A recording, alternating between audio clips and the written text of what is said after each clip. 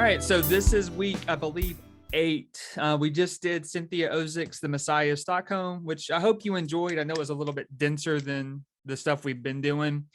But this week we're moving back to graphic novels, and we're doing volume 1 of Art Spiegelman's Mouse, which of course you can see right here. And we definitely need to talk about this subtitle with everything that we talked about as well. But I'm joined by Dr. Michael Dando, who is actually, where are you at? You're in Minnesota.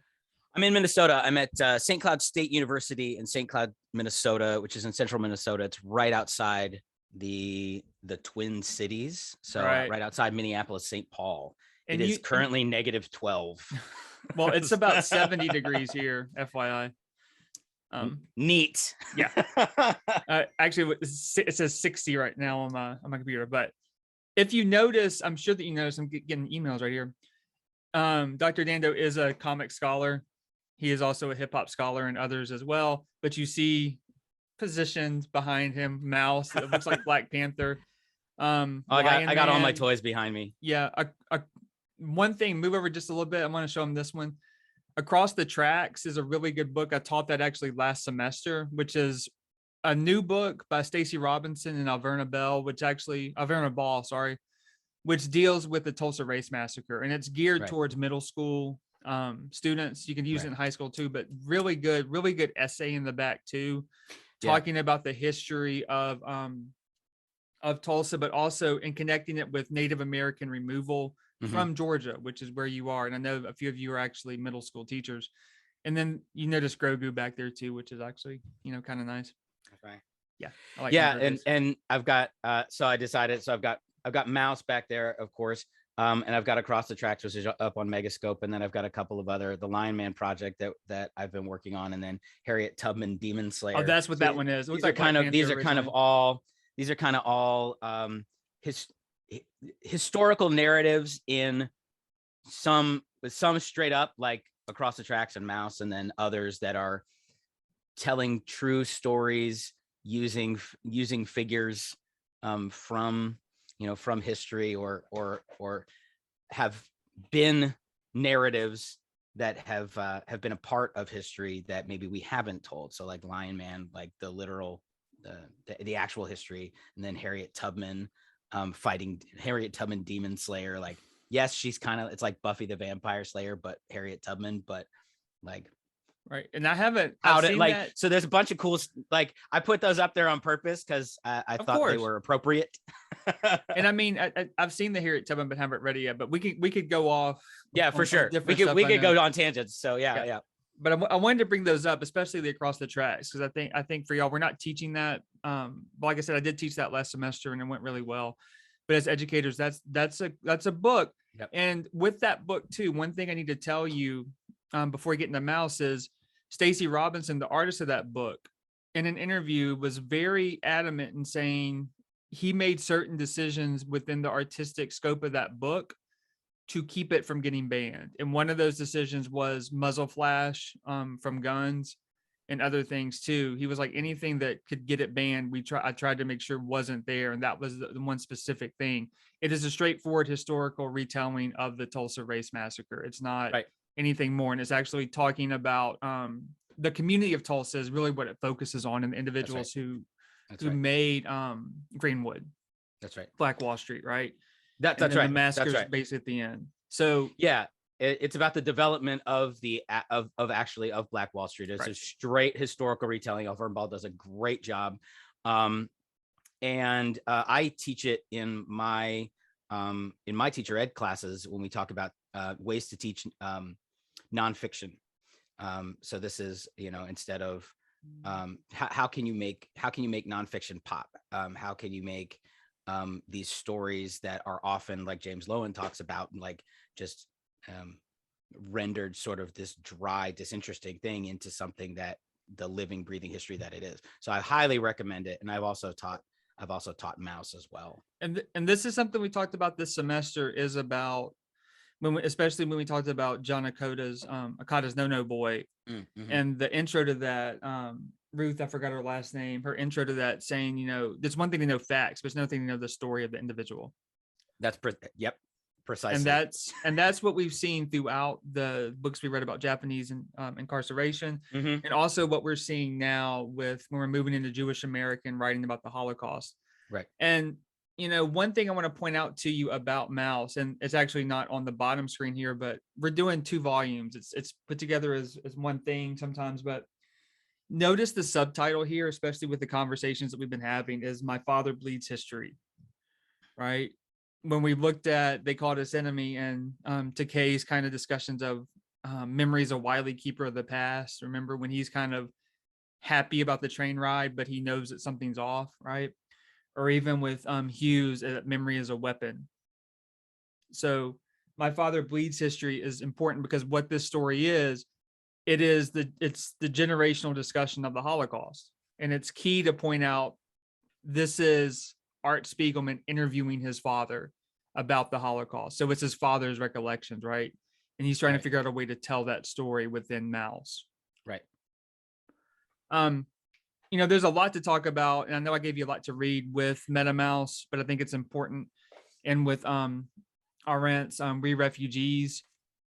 But one thing that kind of sticks out to me that I think we need to talk about is, you notice in here, there's no mention of Hitler. There's no mention of Himmler. There's no mention of crap, I can't pronounce his name. Mengele. No mention of Heydrich. No mention of any of these people, of Goebbels or anybody, I don't think. And they're not even depicted in here, at least in volume 1. I don't remember if they're depicted in volume 2, but you do have the swastika in Hitler's face in the front. And you have, I need to pull it back out. You have from the very outset the presence of crap. If it's going to come, I don't think it's work. Okay. The presence of Hitler, of course, with the epigraph. The Jews are undoubtedly a race, but they are not human, right? So he's there, but he's not there. And I think that that's a key thing, because what this book does to me, I just finished reading this, and this was actually a recommendation from Michael, is The Anatomy of Fascism by Robert Paxton. It took me a while to get through it. I mean, it's straight history. Yeah. But this is from 2005. And one of the things that Paxton talks about at the end, when fascism reaches its peak, is the fact that the final solution, which came out of a conference in 1942 in January, which led to the mass extermination through the concentration camps and the death camps, didn't necessarily come from the top down. There were laws put in place, but a lot of it kind of stemmed from the street violence of Kristallnacht and earlier stuff, the boycotts and things like that. The officials or military officials in different regions that they had taken over in Poland and elsewhere who were doing things. The Einsatzgruppen who, mass murdered individuals in Poland. So it didn't necessarily come from the top down, even though the top, had these ideas, right? It came from people who were in the field. And sometimes they tried to hide it from individuals. And sometimes, they would write back to their family, is what he points out, and send pictures. So we don't need to think about it as a top down thing. It's an all encompassing thing. That's and right. I think that that's what Mouse does well in showing.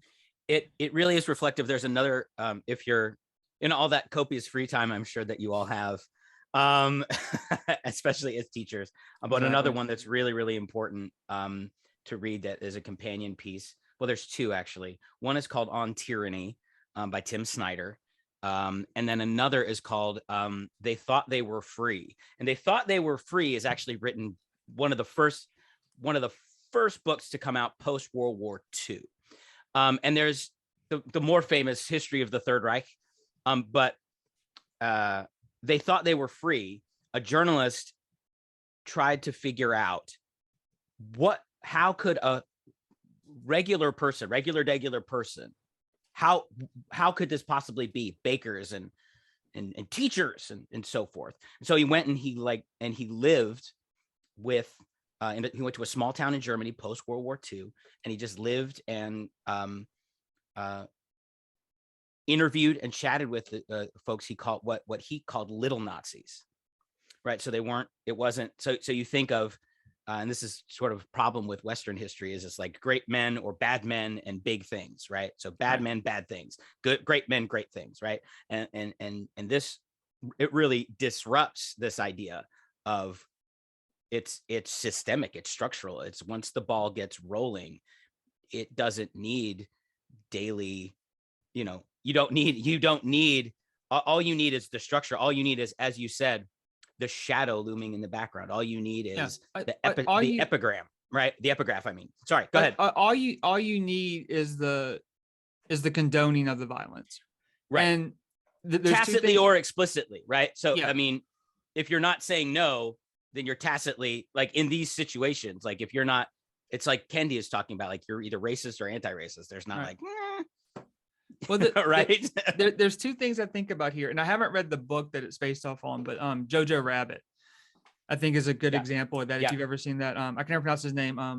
Taika Waititi. Yeah, Taika Waititi directed it. Scarlett Johansson, a couple of other. The kid who's in Home Alone, the new Home Alone's in it. He's the other kid's friend. Waititi actually plays Hitler. But it's a boy growing up in Nazi Germany and buying into it with the Hitler Youth. It's that Paxton talks about these parallel programs. We're gonna get on a whole tangent here, I know, but all this connects to Mouse. I would say, but the way that these things become inculcated within an individual. And the other thing I think about too, I just watched a documentary for something we did here, Freddie Knowler's War, which is an interview that the BBC did with a guy. He was a Jew from Austria, grew up in Austria. Freddie Knoller, he's still alive. He's in his 90s, but he talks about escaping from the Nazis, hiding basically for the longest time, and then eventually getting sent to Auschwitz. But one of the things he talks about at the beginning is he remembers when Hitler came in and annexed Austria. He was a teenager, probably 15 or 16. And he saw his friend walking across the street and yelled at him, basically, and his friend just ignored him. His friend, I think, was wearing a Hitler Youth uniform, right? And those types of things, how these things get kind of reinforced. And Spiegelman talks about that a little bit in Why Mice. That's right. He talks about that history of anti-Semitism and the connection with animals and vermin, specifically, and mice. If you go and look up The Eternal Jew, you can find it online with subtitles, think on archive.org. The opening scene is in, I think, a tenement building or a basement or something. And the Jews are being compared to the rats who are running around, right? That's right. The other thing that just came to mind too, that I really suggest that y'all check out, like I said, we can go off forever, but the other thing that really stands out to me, and I don't want to show you this whole thing, but I'll tell you about it. I will show you one scene, and I'm sure that Michael's seen this. He talked about the fact that we don't think about, we think about great men or bad men, infamous men, the huge infamous men, the huge men, larger than life, right? Yeah. The other thing that we don't think about, because when we were doing Japanese incarceration, most of you mentioned that you never learned about it, right? You heard about Pearl Harbor, you heard about this.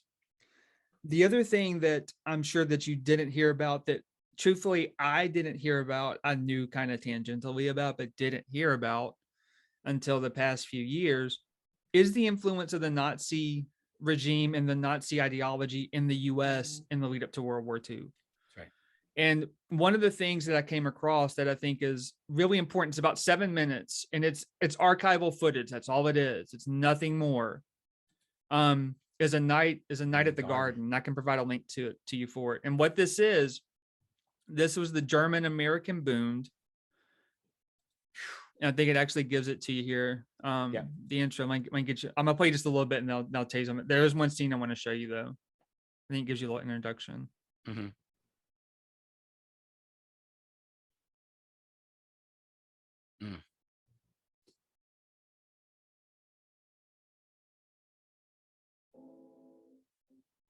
This is Madison Square Garden in New York.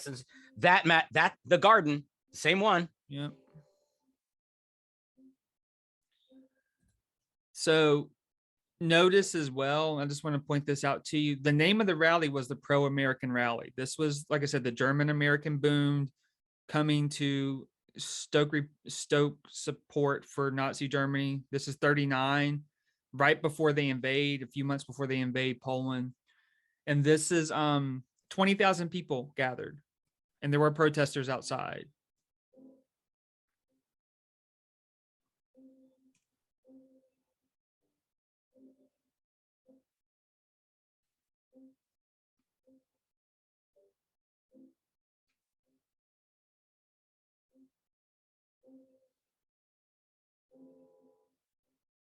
You can see the title there. I'm not going to show you everything, but if you watch it, you'll hear Fitzhugh, who was I don't know what he was called, leader of the Boon. And the language he's using is very anti-Semitic, saying that we want to create a nation just for Gentiles and whites. And then there was a Jewish man, Isidore something, I don't remember his name, who went basically to see what they were going to say, right? And then during Fitzhugh's speech, he gets up on stage and says, "Down with Hitler," and gets dragged off stage. I'm going to show you that clip, and gets arrested. He gets fined. The security takes him off. He gets fined, but nothing happens, of course, to the people who are putting on the rally, right? Here it is right here. So this is, I'll give you a little bit of Kuhn's speech. And notice the imagery. I don't think you can see the imagery, but people are wearing Nazi uniforms. This is basically Hitler Youth in Nazi uniforms. You have swastikas next to pictures of George Washington. They sing the George Washingtons that are very much in line with the same iconography that's coming out of Germany at the same time, and intentionally so tied very nationalistic at the same time. And they play the national anthem at the beginning, sing the do the Pledge of Allegiance. All of this stuff is going on, and this is just the clip I want to show you because I think it's powerful with what we're kind of talking about.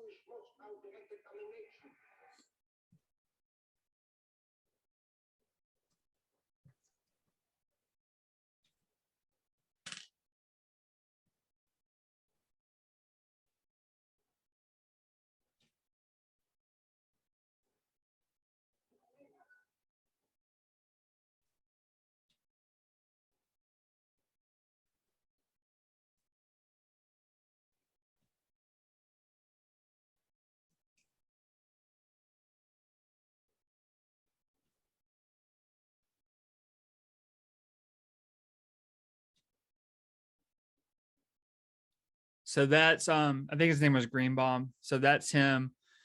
But the thing that always gets me when I'm watching this is, of course, is this right here. This kid who, I'll play it again real quick, who's all happy and laughing and joking and looking over to his friend. He's being, sorry, I was trying to close it. He's being taught that, and he's buying into it, and he's that age, and that's part of the reason for the Hitler Youth and those types of programs, right? Is to do that. We don't get that in Mouse, but that's part of that process, that little Nazi that Dando was talking about. And one thing that he just put in the chat, not something you would teach in middle school or high school, no. But Ed Brubaker and Sean Phillips's Pulp is a comic. It's kind of a noir comic that actually has this scene, has this rally in it, and kind of plays around with it a little bit. There's a lot of other interesting stuff in that too that we can't get into now, but it's a good resource for, it's for grown-ups readers. But if you're interested in how graphic novels deal with and take up history and tell, like you said, like tell those stories, and think about how, like, what would it be like for an older person who's and it's like from the Wild West, basically, who's now seeing this as an older person, like, how does that work? Like, he's talking about the development of the country. And I should also point out, just in case you get too bummed out on whatever day you're looking at this, is that we have to also remember, at the same time, there were 100,000 people outside of that rally actively protesting, saying get Nazis out of, down with Hitler, get Nazis out of New York. and while it doesn't, this is not minimizing. It's like, no, there was lots of people outside. There's always there's always hope. There's always resistance. There's always somebody who's going to stand in counter to that, in opposition. And so it's important to understand, I think, that that the Nazis got a lot of their ideas from black codes and in the Jim Crow South. So of course it becomes cyclical. Of course they're like, no, that's a good idea. Yeah, it was your idea. So you right? wanna... Does that make right? Does that make right? And so like, of course there's Nazis in the United States. There have always, like, it's been that way. So I'm not laughing at that. No. Sorry. And I'm not being glib either. No. I'm not laughing at that fact. I'm kind of chuckling because of the fact that that's the rabbit hole we can go down, and maybe we should go down. Well, so I'm trying. We should talk about Mouse, but this is all related. Let me. Well, this is all related because if you're teaching history and you're teaching Mouse, what you're teaching with Mouse is Vladek's story. Bingo. And Spiegelman and Art coming to terms with it and the impact that it's had on him, because y'all remember the stories of Japanese incarceration, where the individuals who were incarcerated shut off that trauma from one, and then push much harder for assimilation within the succumbing generations, right? Yeah. And it's a severing. Same things happens here with what he's talking about. But I want to go back to what you were saying a second ago because it's important. James Whitman's book deals with, I forgot the title of it, but deals with the ways that the Nazis used Jim Crow laws and the Black Codes in the Nuremberg laws and the laws they used to exterminate and persecute Jews and other groups. He's very explicit about it. He shows you legally. It's Hitler's American model, right? Maybe. Hitler's favorite movie was Gone with the Wind. Yes. I wrote when our study travel trip to Poland was going, the study travel trip was going to focus on the connections between Nazi Germany, their laws, the US South, and then the extension afterwards. So I'll post a link to that essay that I did. I mean, it's a really long kind of piece, but it details Hitler, and Hitler was like, the fact that the South lost the Civil War was bad. So all these things are very much connected. And one thing that Paxton points out in the Anatomy of Fascism, and I'll give you another historical book, The Day the Klan Came to Town, is kind of where I talked about this with. I almost put that back. It's Bill Campbell's book. And that's actually when the Klan came in Carnegie and outside of Pittsburgh, in like 1923. But the way they frame that book is kind of one of the main focal characters is an Italian immigrant who comes to America after the fascist rise in Italy, right? And one thing, what I kind of connected with, I was reading Paxton at the time, and he doesn't talk about it much. There's a couple of paragraphs, but one thing he says is, and there's other research done on this, is that the Klan is the first fascist entity, because it is basically working to suppress in numerous ways individual rights, right? So if you think about it within that context, fascism is a homegrown very is entity. And one of the things you notice too is in Italy and in Germany, those weren't the only places that fascism was tried. It came out of loss and despair, especially after World War II, or after World War I with the German decimation, right? That's part of the reason fascism flourished. And with Italy not feeling like they got the shaft in World War I. If you think about the Klan, it comes immediately after the Civil War and the South's decimation. Right. So those are really important things. And the last side note, which I talk about in the piece I'll share with you, after the war, there were civil rights groups who petitioned the UN and said, we charged, it's a piece called We Charge Genocide. I forgot what group did it, 1951.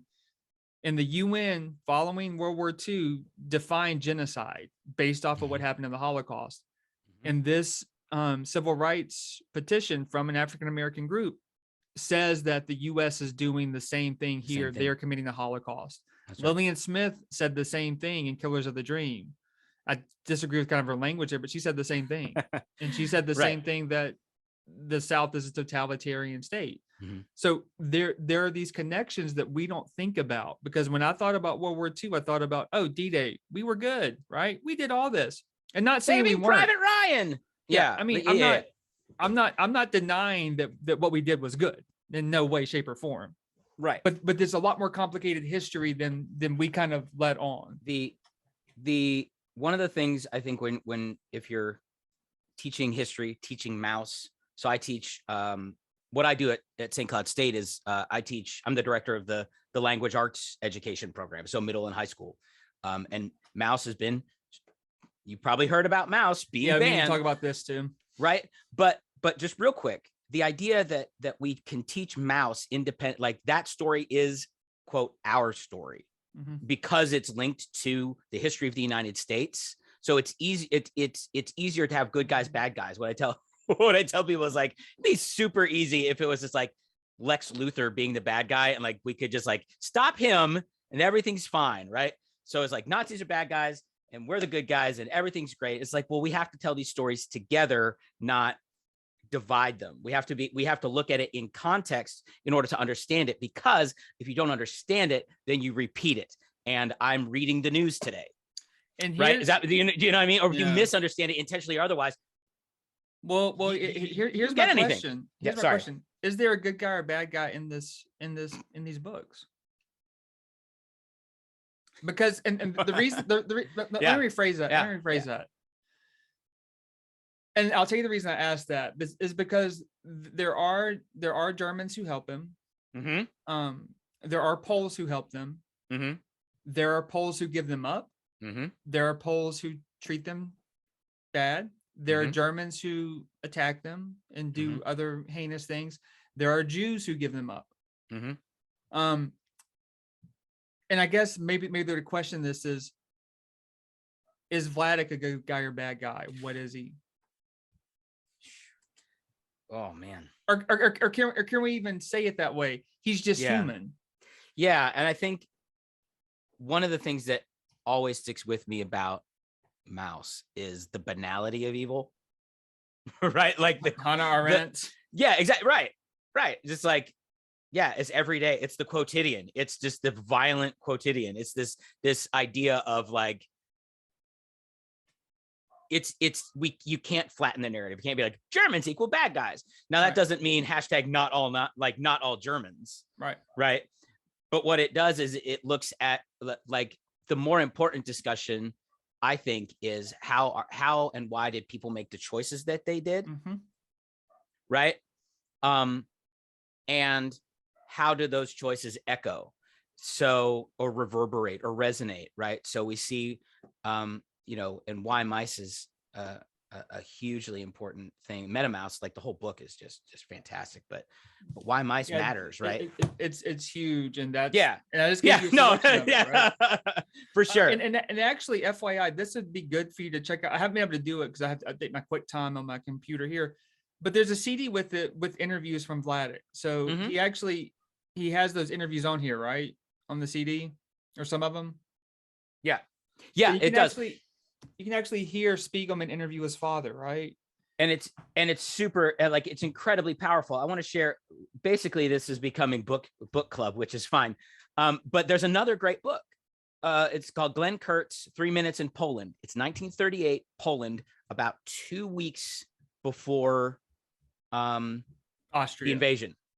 Well, right? Poland's 39. 39. Sorry. But it's right before. Like, and it's this guy, Glenn Kurtz, found a bunch of old Kodachrome video that somebody had shot of a parade. Yeah. And it's not dissimilar to Night at the Garden, where we're like, oh, it's a neat party, but like then all of a sudden fascists show up, and not to attack, but just there, just it's like normal, right? Like folks in Nazi paraphernalia just like showing up, and no one freaks out. No one like recoils. It's just the quotidian. It's like, well, here we go. there's that guy. And it's shocking. But it's really powerful because it shows the everydayness of what we of you know, on a Tuesday, I think, like Poland on a Tuesday in 1939, we have this idea of like every day was D-Day. It was very not. It was, hey, it's Tuesday. Life happens. Right.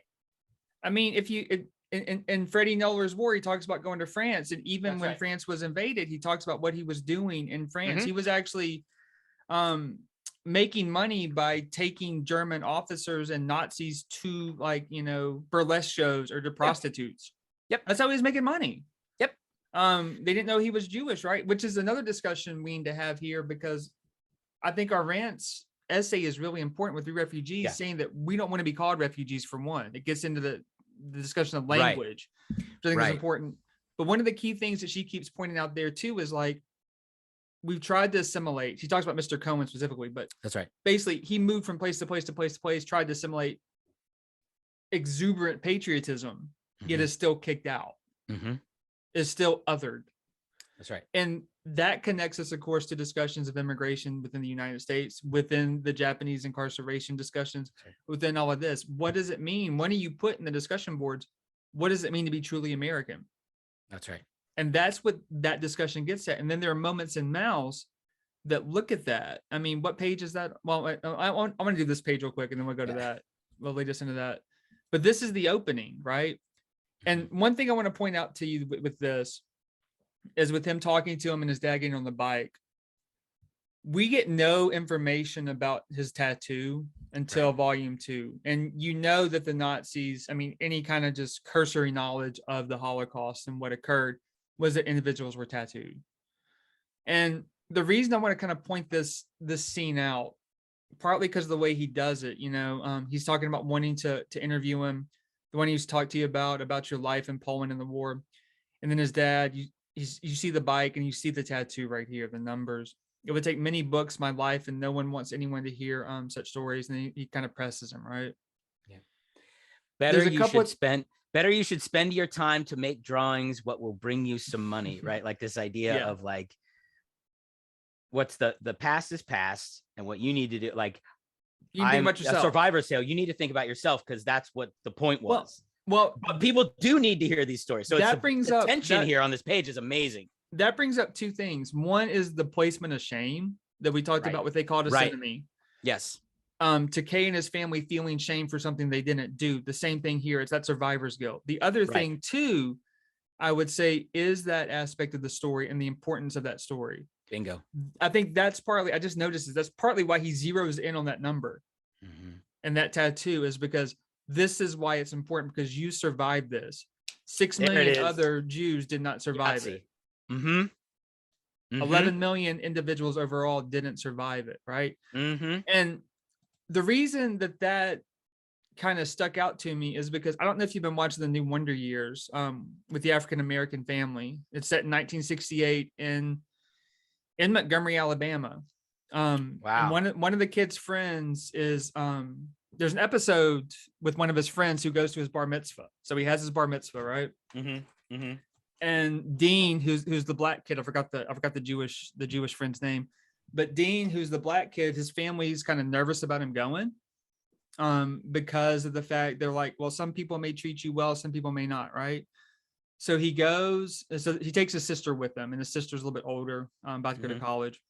And the tension arises because he's very much Black Panther, kind of more Black Power movement. And then it's kind of this tension between, of course, those types of things with more kind of nonviolent civil rights, which comes out of Montgomery and elsewhere too. And anyways, but he goes, and I teared up when I saw it, but there's one guy who comes up to him and treats him basically negative, like he doesn't even matter, right? A Jewish guy. But then there's a woman who comes up to him, and all you see, there's no discussion at all. All you see, there's not really a close up, but you see the tattoo on her arm, and that's it. If you don't know what that tattoo means, you don't know what's going on there. Right. And I think it was a really powerful scene, because she's the one who helps him and accepts him within that space. The other thing too, just since you're writing this down, you haven't watched it yet. This is for Michael, but also for all of you. I'm writing these things down. What really caught me with that show, I knew I was going to like it with the premise and how they were doing it, but it was really well done. In the first episode, Dean is a comic book lover. And in the first episode, there's a comic book. There's an Avengers comic book. Mm-hmm. And it's the Avengers comic book where Black Panther joins the Avengers. And I'm sure Michael knows this story, but what happens is he goes to Avengers Tower and he's attacked and arrested by the police because he's an intruder. And they find he's a black man. There's no comment, but that comic is there. And it's right. shown, and he's reading that comic. So I think that's a very kind of important kind of thing within that, and showing you the power of comics too, for one. That's right. That's right. And most people don't pick up, if you watch Luke Cage, and I still haven't finished all the Luke Cage season, I just kind of got bored with it. But those first few episodes of Luke Cage, there's a lot of Black literary tradition there, talking about Invisible Man. There's one scene where Luke Cage goes into the barbershop and they're like, so which do you like better, Kenyatta or, Easy Rollins? That's Walter Mosley and Donald Goines. Yep. Two pulp authors and two different, kind of characters, right? Kenyatta is a revolutionary. Yep. Easy Rollins is a detective. PI, that's right. Right. Walter Mosley, who's actually writing The Thing, Marvel's The Thing right now, which is thoroughly good. If you like Walter Mosley, it's great. I just got issue 4. My wife picked it up yesterday. It's excellent. Haul. They put 3 books in there that were not on my pull list, so I got to them back. Anyways, go ahead. No, wherever you want to go. But well, I think it's important when we think about history and teaching history in concert with literature, to think about the language that's used. I love that piece by Arendt, because it's how you talk about iconography matters. And we know that historically, we know that rhetorically, right? I didn't mean for that to rhyme, but I'm very pleased that it did, right?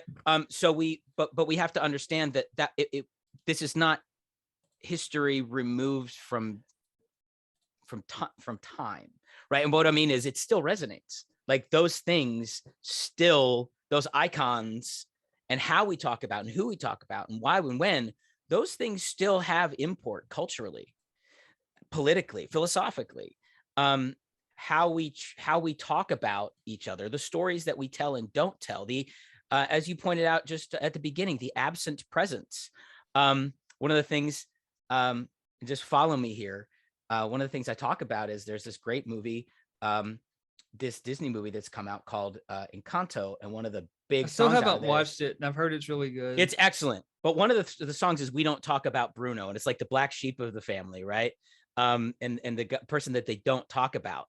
And basically what happens is they spend the whole song that's titled "We Don't Talk About Bruno" talking about Bruno, the black sheep of the family. And the point of this narrative is the only way to heal is to tell these stories, is to confront them. It's what Baldwin talks about, right? When he's like, not everything that's faced can be changed, but nothing can be changed until it's faced, right? I'm paraphrasing and not very well, but the idea is you can't change everything, but you have to face it. And that's really what I think Mouse does. But Mouse, one of the things I think Mouse does is gives us affective distance, because I don't think that Vladik is wrong in that Schindler's List, for example, is a tough watch. Yeah, and I mean? I've wanted to rewatch it, but I'm just like, it's too much. It's too much, right? For me, it was too much when I was 12. It's too much now. I'm really thinking about going back to watching Glorious Bastards just to kind of get some catharsis. But that's one of the things is affective distance, right? So the fact that they are mice, why mice? Like, it provides us, we can bring ourselves to be present to the story, because it is a little bit removed from and Spiegelman people. Talks about that, right? But then the other thing that he talks about too that I think is key is the Germans have the most human-like figure, That's right. facial figures, That's and right. you're being connected with the Nazis in that context. Right. And I think that that's part of what literature does too. That's right. And I never thought about that within this kind of context, but it brings you, one thing that comics does well is the way it positions the reader, Mm-hmm. what you're looking, Mm-hmm. it's like a movie, and what you're looking Mm-hmm. at, where your eyes focused, Right. whose perspective you're looking from. Right. Books don't, prose books do that to a certain extent within the prose, but you have to picture it yourself. Right. This is And very intentional about the way it does those things. And if you think about the Nazis with the human faces, you're being part of that because you're more connected with that than the That's mouse right. or than That's the right. pig, That's right? right. And one of the things that and people often talk about, well, how can I teach? Why would I teach comics? Comics requires, as a genre, as a medium, not a genre. Comics is not a genre, but as a medium, comics requires your attention. Right. I mean, Right? Does look that make at, sense? And like I when was you trying read to pull it prose, multiple pages. yeah. But I No, go mean, ahead. like this page, like right here, the way that this moves from the present to the past as they're talking, right? Mm-hmm. They're just Mm-hmm. walking down the street, and Art's making these notes, and then you move to the, I don't That's remember right. what camp this is, but you move to the camp, right? This isn't Right. Auschwitz, but you Right. move there, and they're still in the frame. That's right.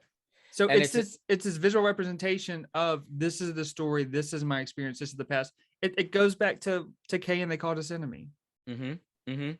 And what we see is, and I've talked with folks, right, about, like, I know it's true for me, where I'll be reading a book, but I'm really just kind of looking at the book. I end up on page 37 and I don't know how I got there. Exactly.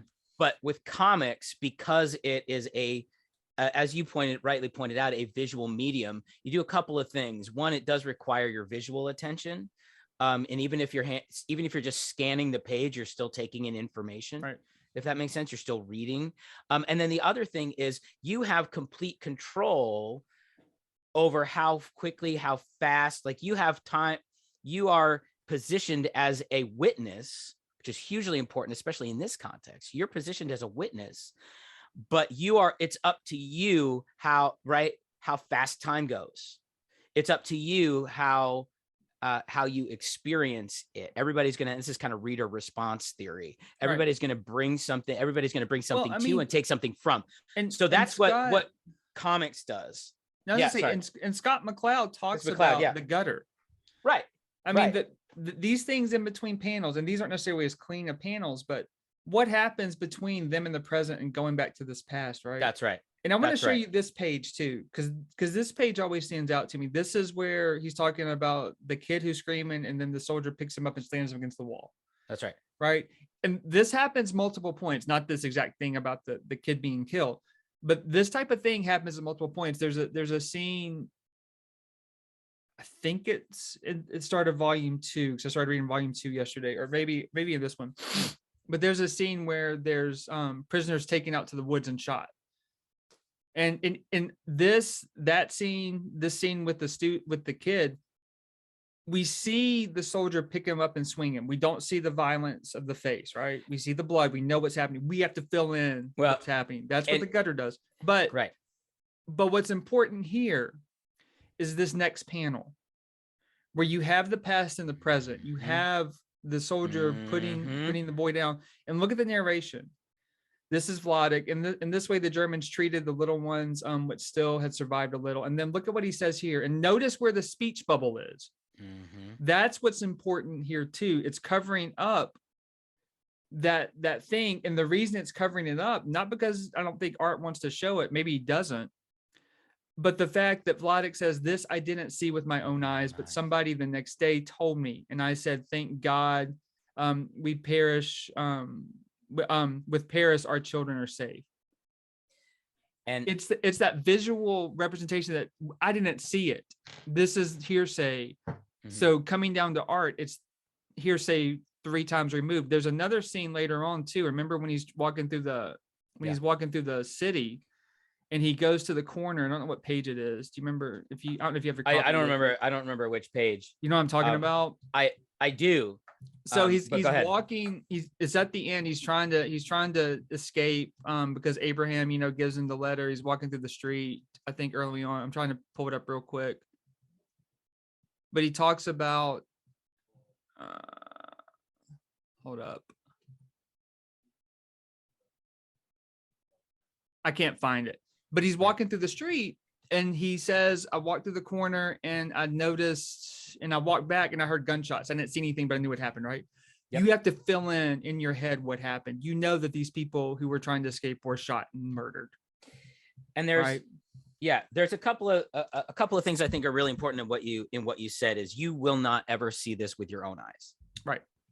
As an audience, you will only have these stories, right? Does that make sense? So when he goes, this I did not see with my own eyes, but someone, that's you. You are the same way, right? Does that make sense? This I did not see with my own eyes, but somebody told me about it. Yep.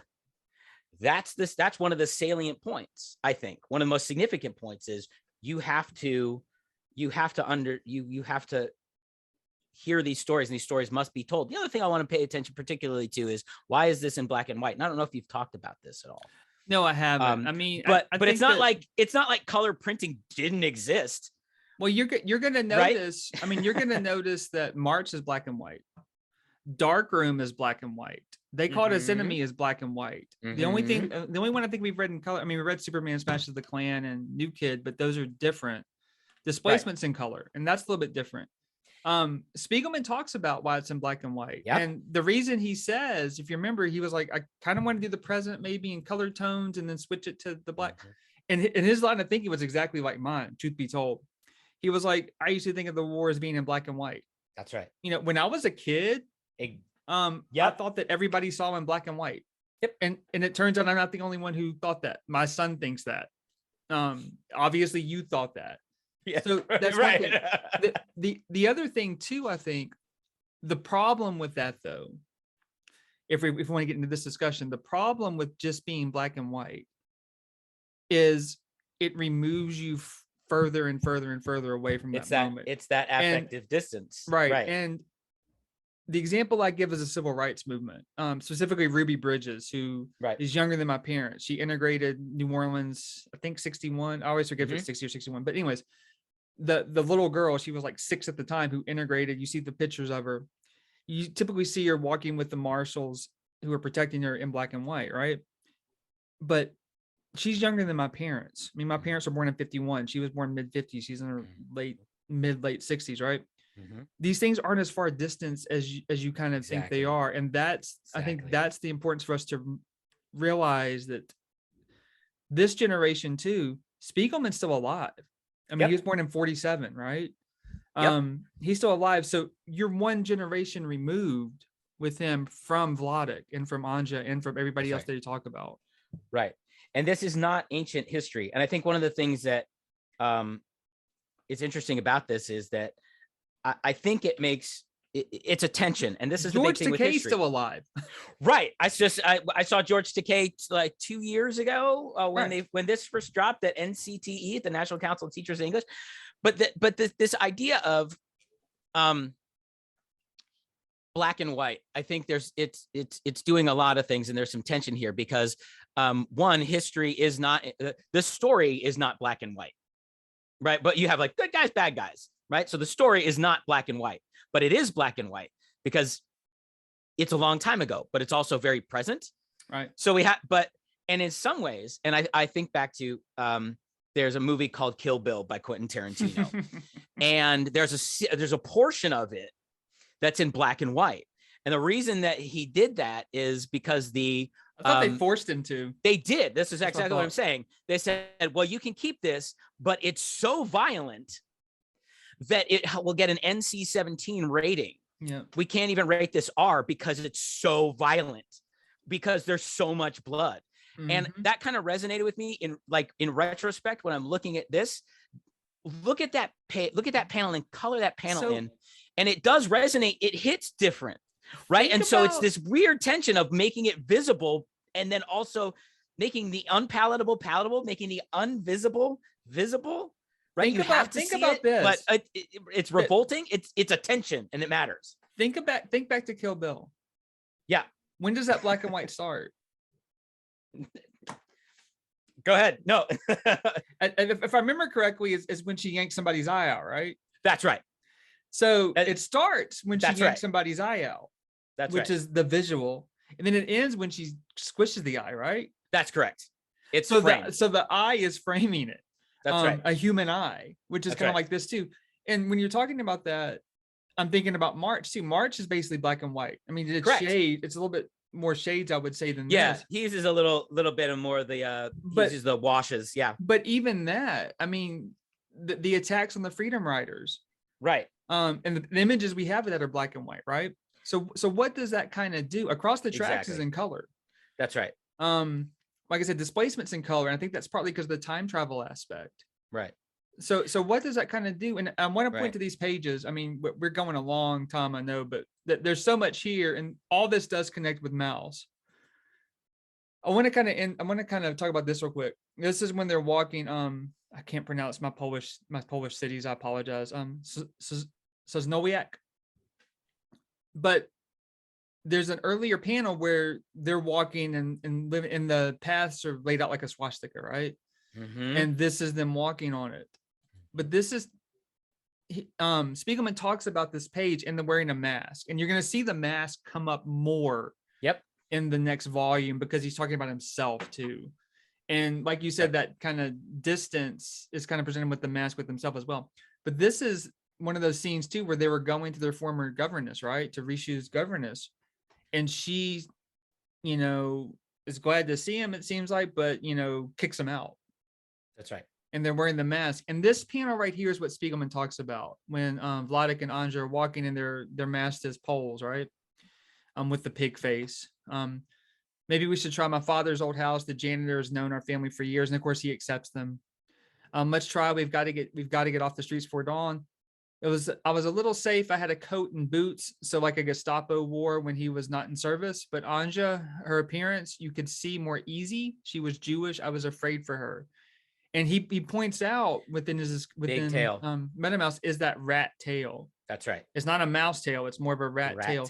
And how easy it was to win it, which goes into Arendt's discussion of being able to assimilate. That's right. Which goes into the discussion of Hughes and others being able or not being able to assimilate fully into the thing. And in this case, it's not just a means of assimilation; it's a means of survival. That's right. That's right. And I think when we think about survival, the things that survive are these types of testimonials, or what Gloria Anzaldúa calls testimonios, right? Like this idea of like you have to attend to it in some way. You must attend to survive. The stories survive, outlive us, and that's what story does. And there is no neutral. So if we're going to attend to it, we have to look at it. And in some ways, when we look at, if it must be black and white so that we can see some things and we can bring ourselves to be present to it, then it also needs to be doing multiple types of work, right? So when we look at these stories, yes, we can bring history, we can bring graphic novels into history classrooms, because kids love graphic novels. Neat. Do they? Yeah, kids like and the bar can be so low that anything that isn't actively terrible is accepted. Like, that's just where we're at. It's like, oh, something that's not awful, neat. It's a comic. I'll at least try. But then the idea is not to just trick students into reading a comic on D-Day. But I have a comic on John Brown's raid on Harper's Ferry. And it's great. My kid loves it. It's not that it's a comic, it's what the comic does. Yeah. Right. It's the stories that we attend to. What's the one I got? I think I got Black Cotton Star, and I was really disappointed with that, with World War II African American. Yeah. It's fictional, but yeah. And I talked to John Jennings. He was like, I want to know what you think about it when you're done. I was like, yeah, I'm not really digging this one. Anyway, but they're good and bad. The artwork's amazing. I mean, it's like European comic artwork. Right. And that's the big thing is, and we haven't talked about, well, let's talk about what's happening in Mouse. So what's it, but it's relatively straightforward. It's such a well-told story that I know what's happening in Mouse. Our job as educators is to figure out, well, how do we work with our kids? How do we work with our students to figure out why Mouse matters? And that isn't on the page necessarily. Right. Well, I think it is. Does that make sense? I think why Mouse matters is on the page. Well, it is. If you frame the book from that scene I showed you with Vladek on the exercise bike with the tattoo, right? Yeah. With this Auschwitz tattoo, and then you frame it with the end of volume 1.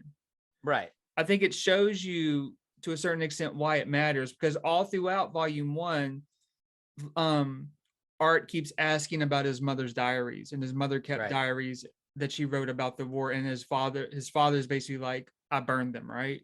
Right. And then he calls him a murderer. Yeah. I mean, yeah, it's kind of the same discussion with Ichiro and his parents to a certain extent.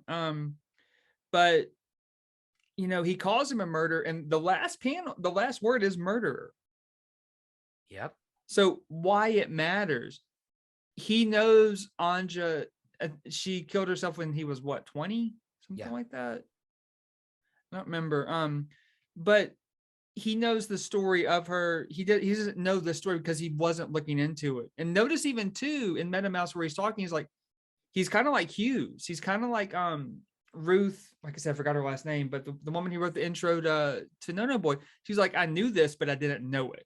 I knew this, but I didn't know it. Like tangentially, I knew it, but I did not know it. And that's right? kind of what I mean when I say it's not on the page, right? We can, like, if we're teaching it, like, wasn't the Holocaust terrible? And it was bad. Like, yeah, but I knew it, but I didn't know it. Right. Right. Like, and that's a really important point, is it's our job as educators to be like, to be able to frame, to be able to do the work that you were just talking about, to frame it at the beginning and the end is like, look at this, look at what this is doing, look at how this is doing it, because of the Holocaust, you don't know about the Holocaust. You maybe read Night, but this is different. They're the same, they're analogous, but because they're different medium, they're doing different things. And I want to back up real quick too. I mean, I know we're going long, but there's one last thing I want to back up to. Mm-hmm. And like I said, I do think this all gets to the point of, the stories we tell. We're not going to get Anja's story about what happened to her in Auschwitz. Right. That's right. And it's because his father burned it. And I understand why his father burned it. I mean, it's terrible, but I understand why he burned it, because of the trauma. You see the effects of the trauma on him and the way he lives. That's right. There's one point I think where he tells where Art tells his wife, Francois, that he's basically playing into the stereotype of the miserly Jew. Mm-hmm. And there's no discussion of him understanding it, which I think he does understand it. But I mean, that's what's happening. Mm-hmm. Because he won't spend money on matches, won't do any of this stuff, right? Always wants to send there. But there you see physically that trauma of what occurred to him. And it's a trauma you're going to see in the start of volume 2. It's a trauma that Art didn't realize until he got older. He says in the start of volume 2, I had dreams about Nazis taking me. I had dreams about taking a shower and Zyklon B coming out of it, right? Mm-hmm. Yet not knowing the extent. And he said these dreams were the realities were far worse than these dreams, these nightmares I had. And he didn't live it. Right. And that gets into, now we're getting into like epigenetics, which is, I have no clue what that is, but right. So epigenetics is the notion that trauma is shared, is passed down through the generation, right, subconsciously. Right. So and you have dreams. It didn't happen to you, but you still suffer the effects of it. And I mean, one thing I keep pointing out to y'all in the discussion post is the fact that we're not talking about African-American literature with these, but y'all are noticing the generational trauma. Same thing with African-American literature and experience too. That's right. And we'll get to that. I don't know how much that's going to come into Love and Dust. I think it will a little bit, but these aren't cases, like we said, that well, here's this one, and this one. That's right. They're all overlapping, but I want to end with this. Remember, he actually gives his dad finds the comic that he wrote, that Art wrote about his mother, and you notice the style is totally different. He talks about this Totally a little bit woodcut, man. This is amazing. But the one thing I want to show you is, and this is the part that got, this is one of the parts that's that got why I wanted banned, to bring it by up. the way. Sorry, go ahead. So this is, where's the panel? Oh, right here. This is the reason that they were trying. Is it Tennessee? It's a couple of places actually. Yeah. Tennessee. This panel right Georgia. here that I'm highlighting with his mother in the bathtub when you see her breast is the reason that it was challenged or banned in the use of the word bitch right there, right? That's why. What is different? Well, that's the pretext. well, here's two of my questions. How is that different? Because y'all have read No Boy, with Ichiro finding his mother in the bathtub with her wrist slit and her hair clogging up the drain, and you knowing she's naked even though he doesn't say it. And essentially he doesn't use the B word when he's talking to her, but essentially he's calling her that the whole book. Yeah. As well, there's panels when they're in Auschwitz in volume 2. I was just reading it last night, where they're stripped and you see mouse genitalia. I mean, they're in the background. They're really kind of small, but I didn't see any mention of that. Right. It's this realistic image or semi-realistic image of the woman in the bathtub. And there were, and I will say, and I know we'll wrap, I promise. But what I want to say is, in some cases it was both. In some cases it was like, well, the naked mice are inappropriate images for children, right? And so it's like, but at the same time, people are banning Ruby Bridges, the story of Ruby Bridges. People are banning things under various pretexts, because who gets to tell what stories and how intimately matters to the survival of democracy, to the survival of humanity, right? And so when what are people saying? It's like, well, we're banning that because of one frame. We're going to take this whole book and keep it from our children. I mean, my daughter. I want to refer you back, right?